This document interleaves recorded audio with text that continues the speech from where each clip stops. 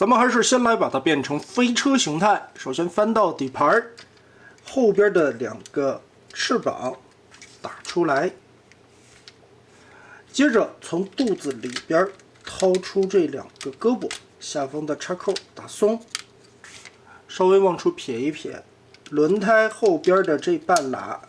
轮子一分2半，中间这里是合金的轴，通过双段关节把它提一下，拉开。接着需要拆车门的这一块，我们就得解锁这块板子，把它拉到最下面。这个时候双层的车门，我们只拖出外侧的这一圈边缘。它这里边是2层，脱开这一层的挂钩之后，再把这一块的挂钩勾回去，咬住，把这里边的片让起来。我们需要先把这个胳膊挪到外侧，再把这一片门板通过根部的这个双段的滑槽挪开，往后折叠。这块的倒车镜翻折到里边，贴到肚子的下方，然后再通过根部的关节往外翻折90度，调整一下这一块转轴的位置，挪正，旋转过来，贴放到这个角度。这块盖板双关节翻起来，贴在这儿。有一个扣子把它锁住，侧面这里和内侧门板上边插扣再锁上。2条胳膊插好之后，把后边的这一块整个的撬开，下方这里有2个扣子，记得也同时打开，左右翻开，掏出里边的垂直尾翼，再结合回去，90度翻折下来，这里边有4个扣点一起结合。翻到底盘，旋转这一块轴的根部，这里会出现一个扣子，跟里边这里的一个斜着的凹槽进行固定。胸板根部的2个插扣再固定住，前面还有这个小炮的配件，给它嵌在里面。下方还可以利用这2个插扣，把这个支架托插上。人形变形，我们先把这一块摘下来，2个手臂中间的扣子打开。翻转到下方，拆开轮胎和后边轴连接的扣子，把它翻上去。刚才顺势这里也撬松了，打开以后左右延展，把垂直尾翼再翻折回来。上方的这一块90度翘起来，下方的这块因为已经卸松了，中间有一个旋转的双向插扣，我们把它转回去摊平，胳膊往外拐一下，先让出来这些空间，继续拆开下方这里的滑槽，压着扣子的地方卸松。这个时候连内侧这里的一个挂钩也给它拖出，捏着这一块的车窗稍微晃一晃，就可以把这块前机盖翘起来。现在我们揪着前机盖整个的往下拉，双关节脱开前方这一块的挡风玻璃位置，先把它翻起来。现在腿部就可以顺着中间的扣子都打开了。车头尖锐的位置，我们旋转一个90度，翻到底盘来，稍微往起翘一点点的边儿，把刚才拉起来的这2块从里边整个的翻出来，中间白色的零件打平，掏90度翻这一块打平，然后注意大胯这里90度往下旋转，先翻成这个样子，再把腰部顺着这里90度往后折叠，注意在脚丫子和腿中间这里拉，整个 Z 字折叠，把它90度往起一翘，先把脚尖这里翻下来，让出更多零件的空间，打开侧面的这块板，旋转到正面，扣住，翻到后面来，把这里边的一个小零件翻转180度让出来，根部的合金轴往下压，然后让过腿部，把中间的转轴拉直，顺着外侧这里再把这一块填过来90度，从这面翻起一个小盖板，插扣结合锁上，外侧这里翻过来压下去锁上，脚尖这里翻起前方的合金盖子，下边有一个缝儿，捅一下，把里边的挡肉零件填起来，再盖上。腿部搞定。两条腿的变形相对来说还是比较简单的，关键在于它的先后顺序，哪一块零件先出，一定要遵循严谨。它的容错率并不高。然后来看上半身，刚才我们翻开的这一块，整个顺着里边往开拉，这里有2个咬扣的位置，把这里拖松，拉起来，2个门板往外翻折，先给它打平。注意根部这里有2个伸缩的滑槽，拉一下，把这两边拉出来。翻到后背，我们可以看到这一块根部是有一个活动余量的，先把它拉到最外侧，然后顺着这一块的脖子往出揪一下，边拉边往外拽，脑袋才能正常的拖出。顺着根部的轴翻转个180度，折到正确的位置之后，前方这里有一个90度的盖板，向下锁定。听到啪一声，这个就锁进去了。来看后边的背包，把这里旋转180度，然后两侧的车窗稍微往开张一张，继续给它扣回来，把中间这里的2个咬扣结合上。看这一层，先把这一块的关节90度撇到底下。放平，然后通过侧面窗户的双段关节向内居中。另外一边也是，注意根部这里的扣子拆松，双段居中，夹在这里边。背包我们从下面看一下，从里边翻出左右这2块，然后注意这一块的根部是一个双段的关节，我们往起抬一下，一个磨盘式的转动。稍微把这2个边抬松，翻到这面来，拉起，就可以把车窗中段的位置先折一个大概60-70度吧。转到这个位置是它这一块最大的余量空间，我们再根据这一块的缺口处和下方这一块双关节往下拉延展出来的位置，把这个泡给它拧个180度。注意这一块的空间给的非常的紧张，好。让过来，这个时候再把它翻折上去，两侧这里的双段关节在90度归位，锁到底以后有一个凸点，会有吧嘚一下定住的感觉。中间这里的方块，记得再把它翘起来。一体变形的肩炮下边延展开，上方这里的炮口，然后对合锁上。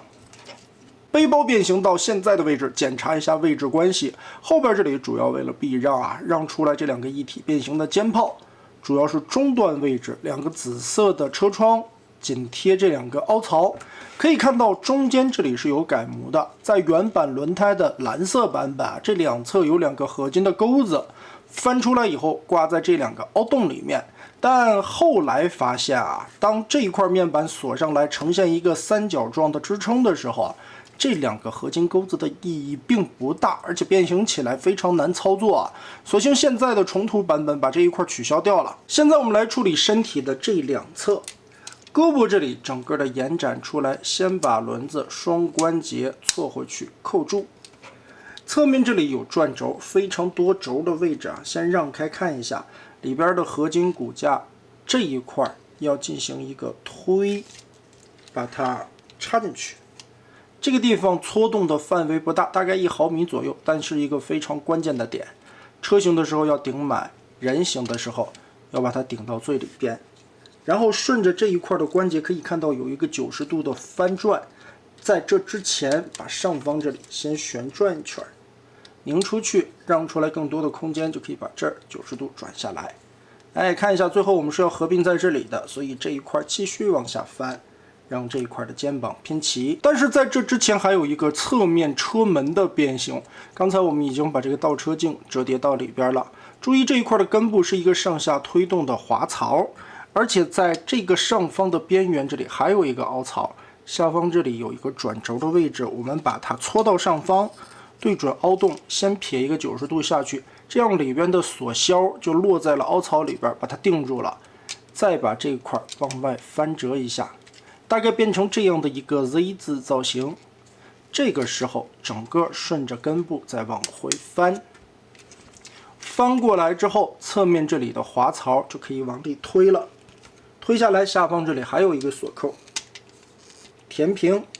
车门这一块有一个单独分件的地方，我们顺着轴往里压平，露出一个凹槽，这是放肩膀的位置。现在可以把正式的这个轮子内圈朝外，然后这个轴 Z 字折叠放过来，后方的挡肉零件填平，侧面这里的盖板双关节打开，摊平的状态下往下90度的翻转。主要是让出来这块缺口的位置，然后拳头就可以顺着这边旋转180度拧出来，再归位，锁上。这块双关节再叠放到后面，好，摆到正确的角度上。身体两侧和胳膊就是这么很严谨的变形完成了啊！说实话，这个变形的过程还是有一些复杂的，主要也是因为容错率不高，你必须得按照严苛沿的那个顺序和缝隙过去啊，所以变形的时候大家需要注意一下。我们把尾巴的这一块旋转上来，注意它在最前方这里有一个扣子，和这里边不知道大家看不看得清楚啊？这儿有一个凹槽。哎，我们找准了，插好之后，用这个手建议压着点，别让这个扣子松开。压紧的情况下，再往里翻折侧面的这一片。注意，先把上方的扣子夹合了，我们就可以翻到下面看一下，边缘这里其实是有一个凹槽钩子，刚刚好又把这一块夹住了，前方的锁扣再锁住了，所以这一块面板扣上去以后还是非常结实的。一侧夹合好以后，另外的一侧就可以很轻松的扣上，两边全部夹住，往后推一下，这两块中间是有滑槽的，哎，看看紧紧贴住没有，这个就到位了。最后是两侧小翅膀，把这个轴旋转的时候扣一下，插在这个凹槽里面，然后可以看到侧面有一个斜着的扣子，我们把这一块往内折，再把这一块45度的轴往外翘。在旋转的过程中，跟轴的侧面这里一个凹槽定一下位置。下一个改模的位置是这一回的武器部分，我们先把手掌摊开。两款冲突都是这个护手偏大的枪，你这样握持肯定是不好操作的，所以它这回改模给枪上面增加了一个滑道，哎，这样抽拉出来把柄，哎，往里扣。先把手心的这个扣子插上，大拇指再旋转90度，锁上第一道保险。接着再用下3指叠回来，不让这个大拇指回落，锁上第2道保险。接着再把它推回去，哎，这个手就握得非常的紧实了。喂，好，欢迎来到兽主离的魔玩频道。今天我们来玩钢铁新轮胎的这两款新冲突，当然目前还是试模的阶段嘛，也是看一下这一回在之前的一个模具上面的一些修正地方。两款冲突红色和黑色的版本，目前涂装还没有上，主要是来看一下模具的一些精度。哎，不过我个人感觉啊，这个颜色现在看起来就黑油亮的，已经挺好看的。上面的这一圈全部都是透明零件，做成车窗的位置，完整性、密合度都非常的好，而且这个车身的流线型以及载具形态的还原度保证的都非常不错。底盘也是密合的整整齐齐。前方的引擎盖可以打开，不知道后来会不会在这个重涂版里边把这儿做一些涂装的刻画细节呢？两台车我们都变成飞车的样子来对比一下看一看。其实也没有啥对比的意义啊，因为毕竟现在还是试模，没有上漆呢，只是看一下这个料子的底色，光泽度还是不错的，而且涂装配件也不齐全。这款路怒前边连枪头都没带。这一回主要也是取消了后边2个金属挂钩，还有就是在这一块的枪武器造型改变之后，握持的方式也全部改掉了，再加上它这个手型的特殊性啊，又让这一块形成了一个2次锁定。握这个枪握的效果非常的棒。对比一下，路怒作为女性角色，其实是有刻意的做出那种圆润的过渡效果，而且会到了膝盖的位置有一个内收的状态。黑色版本的新头雕口罩脸的造型有点像 Slider 呢。路怒的这张脸也是在官图发出来之后啊，在玩家反馈之下重新修正过的。现在还没有上漆，但是可以看到这个脸型已经是偏女性化的一个状态了。尖尖的下巴，曲线，尤其这个侧颜，看一下效果，等上漆以后，这个对比出来的效果可能会更明显一些吧。总的来说吧，这两款虽然目前还只是试模的版本，不用代表大货最终的品质啊，毕竟模具现在还在调整的当中，所以我们也是先睹为快的看一下这一次两个在改模结构部分的一些不同，还有就是在原先一些尼龙用料的位置，大家反馈尼龙的那个颜色的发色效果啊，色差会特别的明显。第二个，尼龙柔韧的效果本身来说软趴趴的，它的韧性会特别的好，但是支撑稳定性上面又差了一些意思。所以钢铁星这一次的两款重涂，在原先尼龙的位置全部换成了赛钢的用料，支撑的稳定性就更强了。但不好的地方就是在转动的时候，赛钢料会有嘎吱的摩擦音。最重要的还是大家关心的价格问题。我也问了一下星星，这重涂的系列准备卖多少钱？星星说出厂的预售价格可能是199块。当然，如果你有平台券了什么的，可能100多就可以拿下吧。如果我没记错的话，官方最便宜的时候清仓那款路怒可能得230、4左右吧。就算你翻回来想买一辆 KO 的 MP 小车，也得130左右的价格，那这个性价比一下子就起来了。最终的素质还是要等大货出来以后，我们看一看它上完了涂装的效果究竟如何。那么这期咱们就玩到这儿吧。